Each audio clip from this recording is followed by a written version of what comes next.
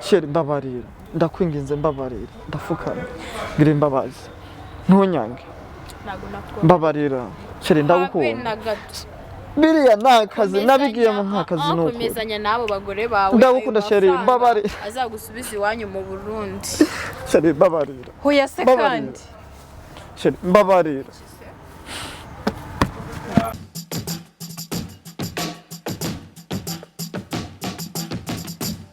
bakunzi ba Yawe TV nizere ko mumeze neza cyane n'abatameze neza nuko isi imeze hari igihe bizagera nyine mukagenda mumera neza ariko isi ntago isakaye niko bigenda muri no si hazamo no kwihanganira ibigeragezo by'ino si bibaho abari mu Rwanda rero abari muri Amerika abari muri Aziya abari muri Australia abari ku migabane yose ituriye isi nizere ko mumeze neza cyane ari nenewe muri kumwe kuri mikro nkuko mubibona rero turi kumwe n'abatumirwa bacu anga kuri kamera zanyu shabarasa neza kabisa bite byanyu ni sawa umeze neza yego twashimye murasa neza koko nta birenze nyine n'ibisanga kukadeshire kawe hari ubundi uba watwitse ukitambika so bize se ko ubundi nimanukira nkitwika wowe urasambikana n'ubwo umanuka nta bintu byinshi turi kumwe n'umukobwa ahangaha noneho mana yanjye urasa neza noneho ubise koko kubera iki wahisemo kwambara gutya uyu munsi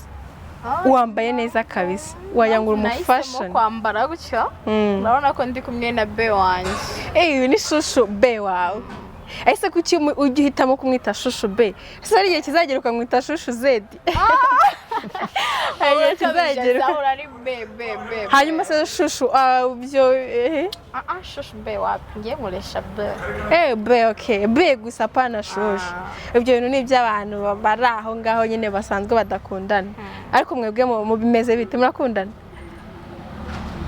sha kumurebye nkaho nta kintu wabirenza byihorere nabyivugire n'amabanga muko ego muko bakunzi ba Yawe TV rero nkuko mubibona kuri kamera zanyu turi kumwe n'uyu mukobwa hano n'umuhungu ako ntituzi ngo bimeze bite eka duhere kuri no muhungu atangira twibwira nkuko mubizi nje nitwa BJ izina ni ryarindi yego ya BJ kufite agahinda ntabwo kabura ntabwo kabura ikinzanye hano nzananye n'umusheri wanje twari dukundanye ubu nubwo kange ugeze kuri kamera ya Yawe TV ubu nubugira kabiri ubushize se byagenze bite BJ murabizi hano naje kuhakorera ikiganiro ndi kuvuga amateka yanjye ndi kuvuga uburyo mbayeho ndi kuvuga ibyo nkora ndi kuvuga ukomeze ndi kuvuga byose okay katugere no kuri uriya mukobwa nawe aratwibwira amakuru yawe witwa nde amakuru ni meza nkuko mubizi ni Umuhoza yego wowe n'ubwa mbere ugeze kuri no kamera ya Yawe TV se n'ubwa kabiri yego ubwa mbere ese wayigezeho bimeze bite bwa mbere nayijeho nje gusaba ko mwaduhuza njye n'umukunzi wanjye tukagira ibyo tuvugiraho yego imbere y'abaturage bose nyine bayikurikirana yego none twabigukoreye nka Yawe TV so umuti ni umuti okay bakunzi ba Yawe TV reka twinjire neza mu kiganiro reka dutangire kuri wa mukobwa Umuhoza atubwire ikintu nyamukuru cyatumye yifuza ko twabahuza n'umukunzi we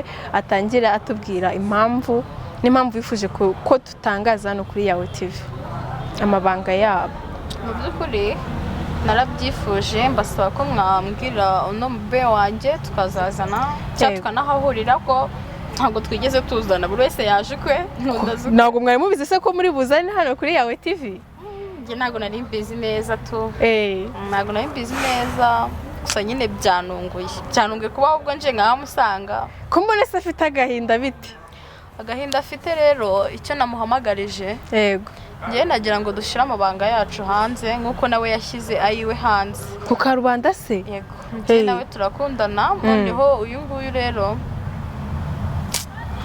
sinzi ukuntu namwita Sleiman se sinzi ukuntu namwita pe. gerageza ugire uburyo ubivugamo. Sha umva uno nguyu ni umupfubuzi kuko yabivuze hano bamwe barabibonye. Yego. Abakurikiye Yawe TV barabibonye ko yavuze ko ari umupfubuzi. Yego. Umuntu w'abakecuru abamama bakuze cyane. Rero niyo mpamvu ngenda muzanye hano abyivugire. Ubushize tuzana BJ aza hano kuri Yawe TV twagiranye ikiganiro atubwira ubuzima bwe, atubwira amateka ye, atubwira ibyo akora, aza kutangariza abakunzi ba Yawe TV ko akazi akora ari ubupfubuzi. Ese muri icyo gihe mugikundanye mbere ataraza hano kuri Yawe TV mwe mwarigeze mubiganira akakubwira akazi akora? Wapi? Ntabwo yigeze akubwira ikintu akora. Bijye urabivuga iki ko mbona wumiwe? Nje numiwe nabuze amagambo yo kuvuga pe. Mubyumve. Njewe rero nk'abakunzi banje ba Yawe TV barabizi navuze ibyo nkora akazi kanje. Yego. Mbese ndanavuga yuko nta n'umucire mfite. Yego. Ariko hari igihe kigera ukihakana na mama wawe. Byagenze gute wakwihakana mama wawe ukajya uyakana umukunzi wawe? Reka rero nkubwire urabizi uvuye nkiva mu Burundi ni ibintu bitari byoroshye. Yego. Noneho ngeze hano mu Rwanda sanga ubuzima ni danje. Kandi naje guhindurirwa akazi bambwiye siko nakoze. Yego. Rero byatumye njya gukora akazi k'ubupfubuzi. Kupfubuza? Njyewe napfubura abamama abakecuru bari hejuru y'imyaka 45 kuzamuka. Umukunzi wawe se muri ibyo bintu wakoraga wari wegeze bimuganiza umubwire ibintu ukora? Usa waba uri umwicanyi ukabwira umukunzi wawe ndi umwicanyi? None se ubwo wumvaga bimenye byazacura iki? Niyo mpamvu nanjye naje hano kuri TV, kuri Yawe TV kugira ngo nyene mbivuge anabyumve kuko ndabizi yuko akurikirana Yawe TV.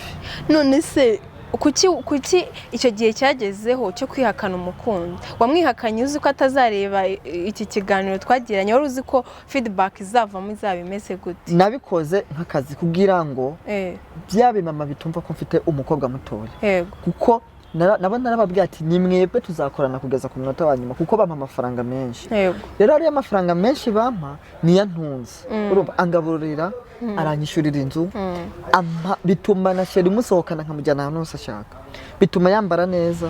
Ibi ninjye ubimumenya, buri kimwe cyose ninjye ukimumenya ushaka umubaza. Wowe urabyumva gute umuhoza? Urabyumva gute kuba umukunzi wawe yaragiye muri ako kazi ariko yatubwiye ko byatewe n'ubuzima ukuntu yabayeho nyine kunageze mu Rwanda? Yatubwiye arimo kutubwira ukuntu ngo byamugendekeye kugira ngo ajye muri ako kazi. Wowe urabyumva gute? Yego ndabyumva.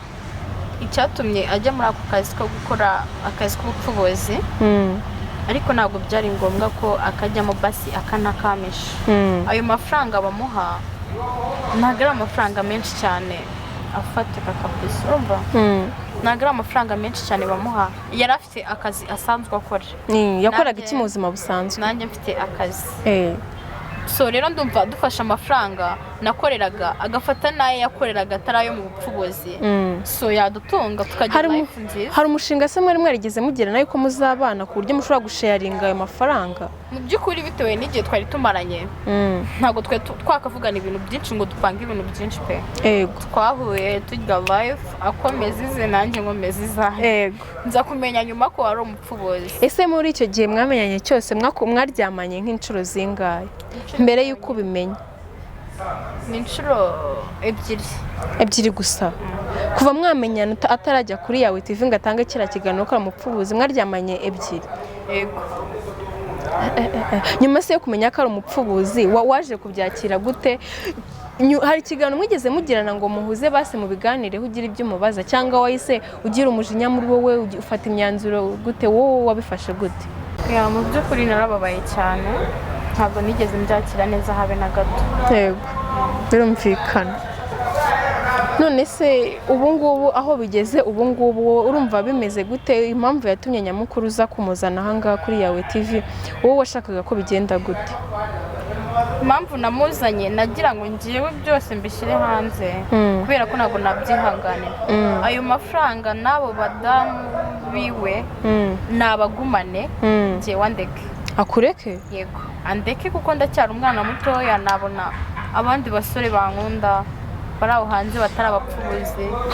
So rero ndumva nta cyiza kiri muri ibyo ngibyo. Ugatandukana nawe, ugatandukana n'umukunzi wawe. Sheri mbabarira, Sheri mbabarira, ndakwinginze mbabarira, ndafukana ngira imbabazi, ntunyange, mbabarira Sheri, ndagukunda. Biriya nakazi nabigiyemo nkakazi nuko ukomezanya nabo bagore bawe. Ndagukunda Sheri, mbabarira. Azagusubiza iwanyu mu Burundi. Sheri mbabarira. Hoya se kandi. Sheri mbabarira. Komanda, ndabona ahangaha rero bitoroshye. Ndabona umuhoza avuye mu kiganiro. BJ bimeze gute? Haguruka turebe ko hari icyo twakora. Ndabona rero bitoroshye gukomezanya n'umuntu umeze gutya. Ndabona atari muri mood nzima. Bakunzi ba Yayo TV namwe murabyibona, ndabona ntazi ukuntu bimeze. Reka duse nk'abasoza wenda tuzahura ikindi gihe umuntu arasuye muri mood cyangwa se wenda tubabuze sinzi.